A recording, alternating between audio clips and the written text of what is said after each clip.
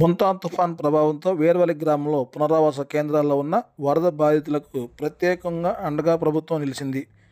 బాధితుల్లో కొందరికి ఆధార్ కార్డు లేకపోవడంతో బాపులపాడు తహసీల్దార్ మురళీకృష్ణ ప్రత్యేక చొరవ తీసుకున్నారు. వీరవల్లిలోని ఏలూరు కాలువ గట్లపైన డేరాలు వేసుకుని జీవనం సాగిస్తున్న 4 కుటుంబాలకు గత ఎన్నో ఏళ్లుగా ఆధార్ నమోదు జరగలేదు. ఈ సమస్య బాపులపాడు తహసీల్దార్ మురళీకృష్ణ గుడివాడ ఆర్డీఓ దృష్టికి తీసుకువెళ్లడంతో ఆర్డీఓ ఆదేశాల మేరకు ప్రత్యేక ఆధార్ క్యాంపు ఏర్పాటు చేశారు. ఈ క్యాంపు ద్వారా మొత్తం 14 మందికి కొత్త ఆధార్ ధృవీకరణ పత్రాలు జారీ చేయబడ్డాయి.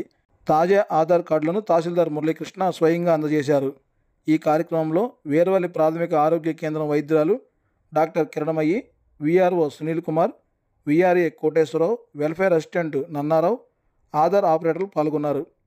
వరద సమయంలో బాధితులకు అవసరమైన గుర్తింపు పత్రాలు అందజేయడం పట్ల ప్రజలు సంతోషం వ్యక్తం చేశారు. ప్రభుత్వ అధికారులు ప్రజలతో అండగా నిలిస్తే తుఫాను ఎంత పెద్దదైనా ప్రజల ధైర్యం తగ్గదని వారు తెలిపారు.